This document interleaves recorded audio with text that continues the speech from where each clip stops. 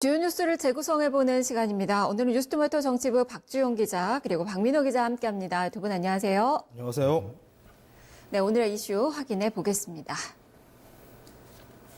막 내린 4.3 보궐선거 전국 향방은 치열했던 이번 4.3 보궐선거는 결국 1대1 무승부로 마무리가 됐습니다.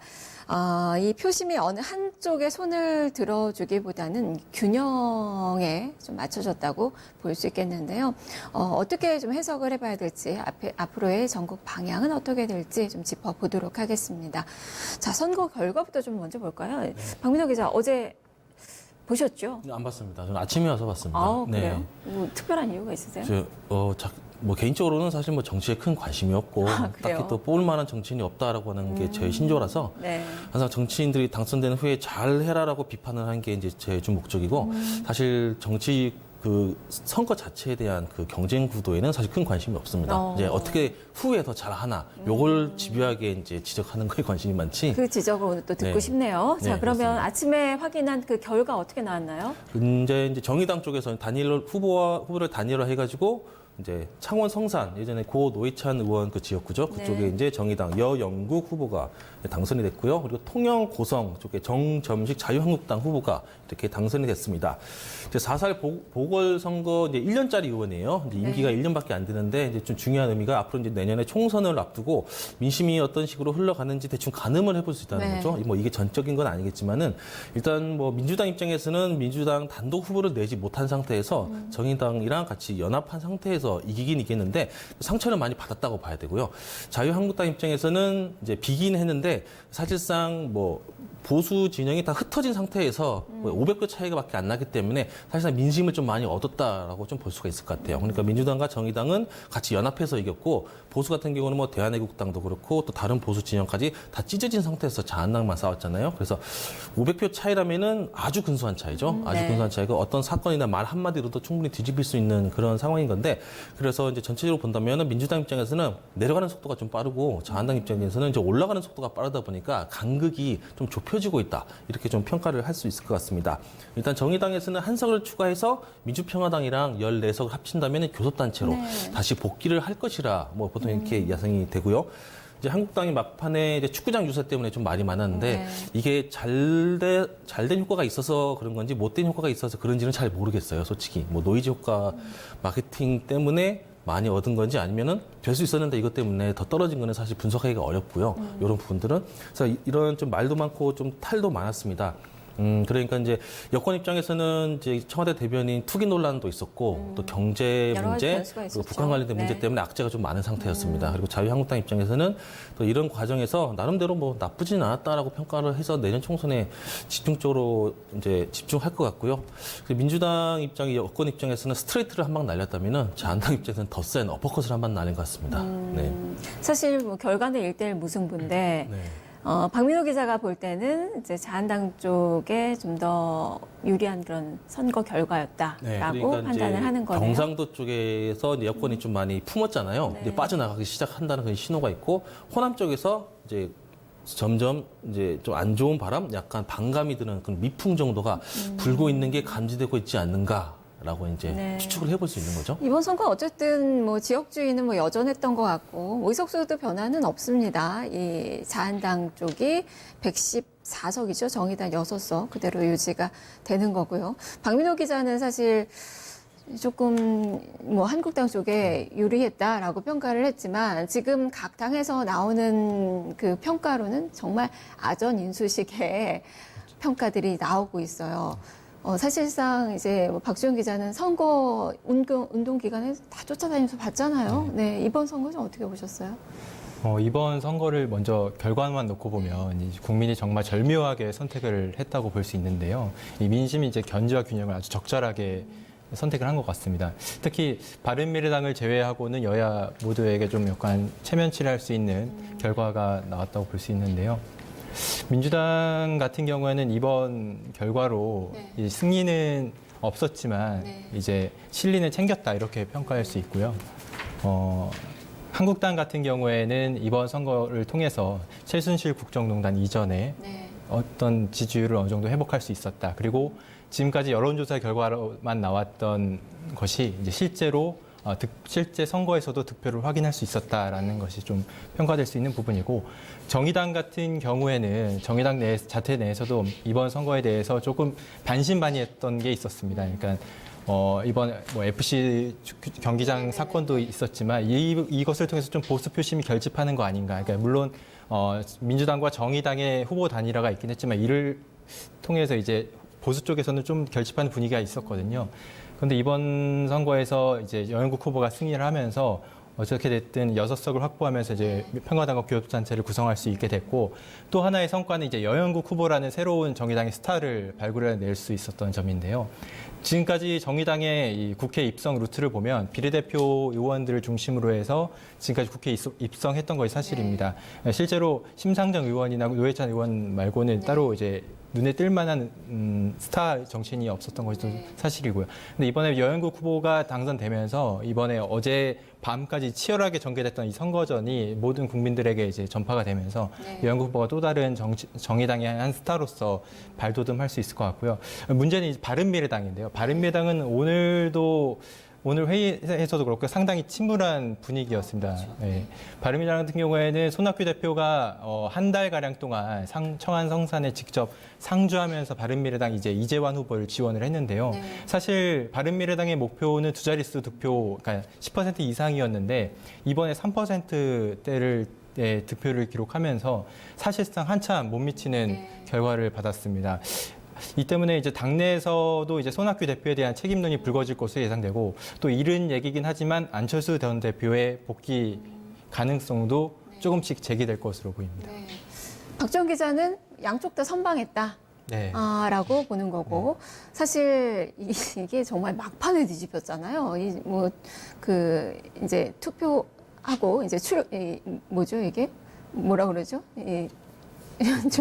뭐라 그래야 되죠? 득표율? 네네.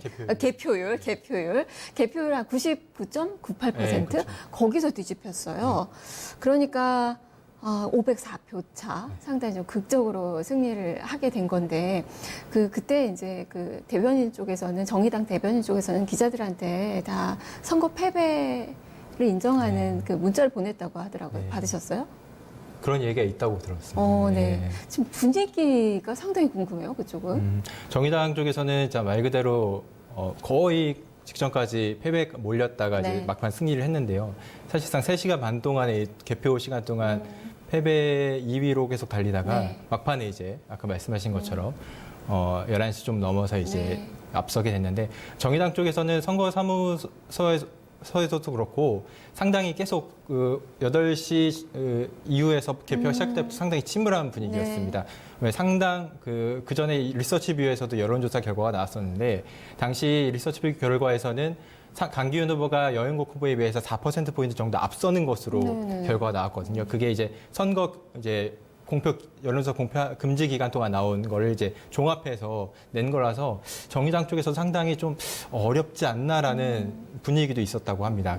근데 사실상 이제 그 사전투표 결과 마지막 개표함이 사파동하고 이제 사전투표 결과였거든요. 거기서 막판 여영국 후보가 이제 표수가 나오면서 결과적으로 정의당이 이겼는데 국민 여러분들 보시면 그 방송 보시면 아시겠지만 이게 88.몇%에서부터 개표가 중단되는 상황이 한 번 있었습니다. 네. 그때 이제 사전투표함하고 사파동 이제 개표함을 열었을 때 이미 현장에서는 어느 정도 개표가 끝났다고 했어요. 그래서 현장에서는 이제 정의당이 그때에서야 이제 이겼다라는 걸 나왔는데 이제 개표는 워낙 이제 여영국 후보의 표가 몰리는 바람에 이제 잠깐 중단되기도 했는데요. 그때까지만 해도 정의당이 이제 약간 치밀한 분위기였는데 이제 개표 현장에서 개표가 끝났고 여영국 후보가 이겼다라는 얘기를 이제 듣고 이제 정의당 쪽에서도 이제 안도의 한숨을 내쉬면서 표정 변화가 상당히 좀 심했을 것 같아요. 말씀대로 가장 이제 힘든 당이 이제 바른미래당이 될 거고 이현주 의원도 그랬잖아요. 지금 뭐 찌질하다라는 그 평가를 손학규 대표한테 했었는데 이번에 10% 득표율이 안 되면 책임을 져야 된다라고 했고 책임론이 부각될 거다라고 얘기를 했는데 지금 그래서 이야기되는 게 안철수 전 대표의 복귀 6월 복귀설이 나오더라고요. 지금 독일에서 공부하고 계신 걸로 알고 있는데 지금이 적절한 시기라고 보세요? 바른미래당 관계자들 얘기를 들어보면 6월 복귀설을 계속 전파하고 있는 분들은 이제 다음 총선에 나갈 바른미래당 소속의 이제 원외 당협위원장들이 이제 완철수 대표의 복귀를 계속 이야기에 거론하고 있는데요. 이 점은 특히 현재 바른미래당의 간판이라고 할 수 있는 인물이 없다. 지금 손학규 대표가 활동을 하고 있지만 좀 부족하다. 안철수 대표가 다시 정면에 나서서 이제 바른미래당을 이끌어야 된다는 목소리가 이제 원외 당협위원장 사이에서 나오고 있는 겁니다. 근데 사실상 이 당내 국회 내 바른미래당 관계자들 만나보면 그건 사실상 힘들다고 보고요. 아마 안철수 전 대표가 복귀하게 된다면 그 시기는 아마 연말쯤. 그러니까 9월에 비자가 만료가 된다고 하더라고요. 네, 그래서 그때. 근데 지금 뭐 여의도에 벌써 뭐 사무실을 뭐 지지자들을 얻어놓고 있다 이런 이야기도 들리고 이건 그냥 설인가요? 일단 국내에서는 어느 정도 좀 바로 준비하고 복귀는 힘들더라도 국내에서 어느 정도 환경은 마련을 해야 하니까요. 네. 그 정도의 준비는 있을 수 있다고 네. 생각합니다. 여당 쪽 얘기를 해보죠. 앞서서 이제 박민호 기자가 504표 차이 이 간발의 사이로 이긴 건데 이걸 이겼다고 볼 수 있느냐. 그리고 사실 이게 단일화된 거고 그렇다면 이거를 이제 여당의 승리로 좀 볼 수 있는 거예요? 지금까지 집권 여당이 야당과의 단일화를 해서 선거에 나선 적은 극히 이례적인 일입니다. 그렇죠. 이번에도 한국당에서도 사실 여당과 야당의 이 단일화가 말이 되느냐 그런 거 처음 네. 본다. 뭐 나경원 대표도 계속적으로 이야기를 하고 했었거든요. 그러려면 합당을 해라. 네, 그런 상황이었죠. 네, 그렇죠. 그래서 민주당에서도 단일화에 대해서 계속 고민을 하다가 막판에 이제 선거를 한 일주일 정도 한 10일 정도 남겨놓고 단일화를 했는데요. 그 점은 이제 창원 성산과 통영 고성에서 이제 한국당과 싸우면서 네. 지금까지 프레임은 한국당에서 내세운 프레임은 정권 심판론이었습니다. 그리고 그걸 계속 유지하고 있었는데 이번에 창원 성산에서 정의당과 민주당이 단일화를 하면서 네. 이 정권 심판론이라는 이 프레임이 먹히지 않게 된 거죠. 왜냐하면 여당이 없어지면서 야당 대 야당의 대결로 가게 됐기 때문에 네. 정권 심판론이 약간 희석화됐고 저는 개인적으로 민주당이 그래도 좀 선전했다고 보는 이유가 이 통영 고성 선거 때문인데요. 네. 지금까지 통영 고성에서는 민주당이 후보가 이긴 적이 한 번도 없었습니다. 국회의원 네, 선거 네, 네. 한해서는요. 네. 물론 지난 지방선거에서 김경수 지사가 어느 정도 통영 고성에서 유의미한 득표를 했고 또 통영 고성시장도 민주당 후보인 건 맞습니다. 근데 하지만 지금까지 국회의원 선거를 봤을 때 지난 총선도 그렇고 지난 총선은 아예 민주당 후보로 등록하지도 네. 못했거든요. 그 정도로 통영 고성이 이제 한국당의 그렇죠. 텃밭이었죠. 네. 그런데도 불구하고 이번 선거에서 통영 고성에서 이 민주당 양문석 후보가 거의 40%에 가까운 득표를 올린 건 그나마 좀 민주당에서 위안을 삼을 수 있는 부분 그리고 조금 더 이제 다음 총선도 있겠지만 좀 더 가능성을 희망을 본 선거 결과가 있지 사실 뭐 않았나. 결과로 보면 완패인데 네. 그래도 거기서의 희망이 네. 보였다라는 점 그리고 아무래도 그 정의당과의 이제 체제를 좀 더 공고히 할 수 네. 있다는 점. 어쨌든 정의당 측면에서 빚을 진 거죠. 그렇죠. 이 민주당에. 그런 측면에서 본다면 괜찮은 성과다라는 네. 그 판단이에요. 그렇다면 이제 한국당 얘기를 좀 해보죠. 이제 정치 신인이었던 황교안 대표, 이제는 여의도의 정치인이라는 말이 지금 좀 낯설지가 좀 않은 것 같아요. 이 정치 신인 황교안 대표 정말 이제 데뷔가 성공적이었다고 보세요? 제가 봤을 때는 이제 당대표를 할 정도라면 이제 대권을 분명히 생각하고 있고 그리고 보수가 많이 망가졌잖아요. 망가진 보수를 일으킬 목적으로 이렇게 대표가 돼서 정치에 들어왔으니까 물론 이제 복귀를 하고 자기 능력을 이제 검증받는 것 그 자체가 중요하겠죠. 네. 이런 부분에 있어서 평가가 나쁘지 않은 거 보면은 앞으로 욕심을 더 부려서 좀 더 고착화시키려고 하는 그런 움직임이 분명히 있을 거고요. 네. 그러니까 누가 봐도 사실 당대표를 한다는 것은 앞으로 대권이라든지 뭐 이런 부분 총선, 대선 부분에 있어서 자기의 입지를 확고히 하려고 하는 그런 부분들이 당연히 있을 수밖에 없는 이번 것입니다. 선거가 황교안 효과가 나왔다고 보시는 거예요? 그렇죠. 이제 기대보다는 조금 더 많았다. 그러니까 황교안 대표 좀 마음에 안 드네, 지휘봉 내려놔라고 말할 수 있는 사람이 없는 거죠, 지금 상태에서는. 보통 이제 선거를 할 때 실패하면은 대표로 이제 끌어내리기 바쁘거든요. 네. 이거 실패했으니까 책임져라. 자기가 스스로 이제 책임져서 나가겠다는 사람도 있지만은 주변에서 여기저기서 잡아 당기면서 끌어내려고 하는데 그런 움직임이 없고 예상외로 500표 정도면은 정말 쉽지 않은데 고전했다 이렇게 평가를 하고 있고요. 거기에 대해서 특히 잡음 같은 게 없는 거 보면은 상당히 B 플러스 정도? 뭐 이제 제 주관적인 생각이지만은 아주 성공한 것은 아니지만 크게 뭐 낙제를 받을 정도의 그런 문제는 아니지만 아무튼 보수를 결집하는 데 있어서 구심점 역할을 이제 보여줬다. 이렇게는 좀 평가가 받을 수 있을 것 같습니다. 네. 사실 영남권 선거는 뭐 한국당의 방어전이잖아요. 네. 뭐 누가 나와도 된다라는 네. 그 생각이 있는 그 곳이기도 하고 네. 이 황교안 그 후보가 사실 그 앞서서도 이야기를 했지만 그 축구장에서의 그 선거 논란도 있었고 네. 그리고 이제 이 한국당 쪽에서의 기자 그 돈봉투 그 논란도 좀 있었고 네. 뭐 막판에 또 오세훈 시장의 고 노회찬 의원 또 모독하는 그런 발언도 있었고 이런 변수는 크게 영향을 안 미쳤다고 보세요? 오히려 긍정적인 효과로 미쳤나요? 글쎄요. 긍정적인 효과다, 부정적인 효과다 사실 말하기는 그런데 중요한 것은 이제 효과가 얼마나 있었냐, 없었냐 이걸 따지기보다는 예전도 그랬고 지금도 그렇지만 여전히 우리나라 선거는 참 지저분하게 진행이 되고 있다. 근데 그런 말 자체가 나오고 있고 뭐 동봉투 얘기가 나오고 있고 그러니까 뭐 아니 땐 굴뚝에 연기가 나지는 않겠죠. 물론 그런 일이 있었는데 뭐 숨길 수도 있는 거고 혹시 뭐 누가 오해를 할 수도 있겠지만은 중요한 건 그런 이야기가 나온다는 거, 그런 발언이 나온다는 거, 그리고 그런 행동을 했다는 것 자체가 상당히 좀 지저분한 정치를 우리가 벗어나지 못하고 있다는 거죠. 그리고 단순히 이제 정치를 게임이라든지 아니면 취업한다는 그런 생각으로 이제 정치인분들이 많이 임하잖아요. 사실은 이제 자기가 머슴처럼 일하겠다고 했는데 당선되면 내가 진짜 머슴을 했냐, 머슴처럼 일한다 했지 이런 식으로 이제 확 바뀌는 모습. 사실 우리나라 정치가 선진적인 정치를 가지 못하는 가장 근본적인 문제거든요. 그래서 저는 개인적으로 좀 바라는 게 총선 때도 보통 이제 선거를 해서 지역 구도로 뽑거나 아니면 당을 좀 뽑잖아요. 이제 우리나라 국민들의 좀 정치의식도 좀 한 단계 업그레이드가 돼서 능력 있는 사람을 좀 뽑고 무엇보다 이제 잘 될 사람을 뽑아야 되는 것도 중요하지만 아닌 것 같은 사람을 안 뽑는 것도 중요하거든요. 그런 부분에 있어서 국민들이 주권을 행사해야 되는데 그런 점들을 좀 탈피하지 못했다는 점에서 좀 아쉬워요. 저는. 네. 네. 어쨌든 그렇다면 한국당에서는 이제 당 지지율 확장으로 이걸 좀 이어갈 수 있는 거예요? 어떻게 보세요? 현재까지는 일단 1대1의 스코어가 났기 때문에 어느 정도 한국당의 지지세는 유지가 될 것으로 보고요. 문제도 아까 황교안 대표 책임론 거론하셨지만 일단은 저도 제가 생각하기에도 일단은 총선까지는 황교안 대표 체제로 갈 것으로 예상이 됩니다.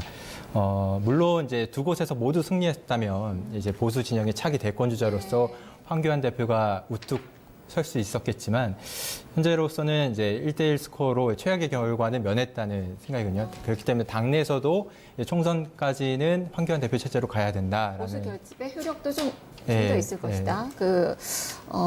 아무래도 그 후광 효과, 네. 황교안의 후광 효과 이런 거 좀 더 이어질 수 네. 있다라는 그 생각이신 거예요? 다만 근데 문제는 이제 황교안 대표가 어느 정도 총선 때까지는 황교안 대표 체제 이제 대선 주자로서의 후광을 이어가면서 네. 총선을 지휘할 수 있겠지만 문제는 이번 창원 성산에서도 봤듯이 504표 차이로 졌습니다. 이게 사실상 바른미래당을 한국당이 흡수했을 경우 아니면 네. 통합했을 경우 충분히 이길 수 있었던 선거였거든요. 그렇기 때문에 당내에서도 이 보수 대통합 문제가 다시 한번 불거질 네. 가능성도 있습니다. 그러니까 황교안 대표가 중심으로 해서 보수 대통합을 추진해야 한다는 것인데요. 네, 사실상 지금까지 한국당 행보를 보면 5.18 징계 문제도 조금씩 미적거리고 있고 당내 인적 구성을, 그러니까 당내 당직자를 임명하는 과정에서도 친박 인사를 대거 임명하는 등 해서 당내 좀 우경화가 강화되는 거 아니냐 이런 그게 정도의. 또 지지율 상승으로 지금 네. 보여지고 있어서 네. 더 그러는 것 같아요. 그렇죠. 네. 그렇기 때문에 당내 우경화가 좀 강화되는 거 아니냐 이런 우려가 있어서 바른미래당 내 이제 바른정당 출신 의원들조차도 조금 한국당을 가기가 좀 꺼려하는 점이 있거든요. 이런 문제 때문에 이제 황교안 대표가 이제 총선을 앞두고 좀 더 이제 외연을 확장한다는 측면에서 보수 대통합을 추진하기 위해서는 이러한 좀 한국당의 좀 더 중도 보수 쪽인 이런 가치 쪽으로 좀 더 당의 노선을 설정할 필요가 있지 않나라는 생각입니다. 과제가 있다라는 네. 그 이야기네요. 그렇다면 이번 선거 결과가 전국에 끼칠 그 나비 효과는 좀 어떻게 보세요? 이번 선거는 사실상 여야의 무승부이기 때문에 결과적으로 현 전국 흐름을 그대로 이어가지 않을까 생각이 드는데요. 현재 여야가 그 장관 청문회와 그리고 청와대 인사 라인의 교체 여부 문제를 두고 지금 공방이 크게 벌어지고 있습니다.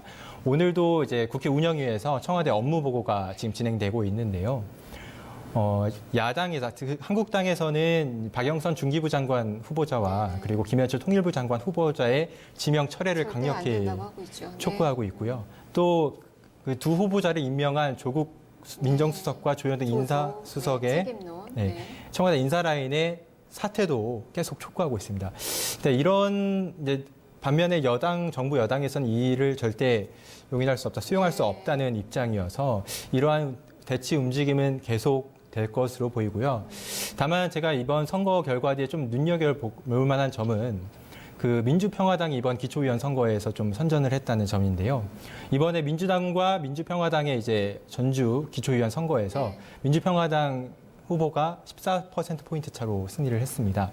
이런 결과만 봐도 좀 민주평화당이 호남 내에서 아직까지는 민주당의 대안정당으로서 조금 활용될 수 있다라는 측면이 좀 있어서 향후 바른미래당 내 이제 호남 출신 의원들과 민주평화당의 재결합 가능성도 이제 좀 부각이 된다면 다음 총선을 앞두고 민주당과 한국당 그리고 바른미래당 호남 세력과 그리고 그 민주평화당의 그 세력이 합해지면서 3당 구도로 다시 재편될 수 있지 않을까 하는 가능성도 조금씩 민주당과 예상이 민주평화당, 되는데요. 정의당이 이제 손을 잡고 그리고 민주평화당과 바른미래당 내 호남 세력이 이제 손을 잡고 그러면 또 한국당에서도 바른미래당의 이제 바른정당 출신들. 네, 그쪽을 이제 유입을 시키려고 할 텐데 그거는 조금은 그러니까 아까도 말씀드린 어렵다는 것처럼 거예요. 너무 바른정당- 우경하러 가서. 전 가능성은 그래도 꽤 있다고 보는데요. 그러기 위해서는 황교안 대표가 좀 더 중도 보수 쪽으로 갈 수 있는 한마디로 그런 상황들, 네. 그러니까 결정들을 계속해서 해줘야겠죠, 보여줘야겠죠. 어쨌든 이번 선거가 정계 개편의 신호탄이 네. 될 수 있다라는 그 이야기네요. 알겠습니다. 자, 오늘 뉴스토마토 정치부 박주영 기자 그리고 박민호 기자 함께했습니다. 두 분 말씀 잘 들었습니다. 감사합니다. 네, 이번 선거는 어느 한쪽도 완승을 거두지 못했습니다. 그런 측면에서 본다면 지금 각 당에서는 새로운 전략 짜기가 최대 과제가 될 것 같습니다. 그리고 최근에 이런 여야 대치 정국은 당분간 또 계속될 것으로 봐야 될 것 같네요. 자, 지금까지 뉴스를 재구성해봤습니다.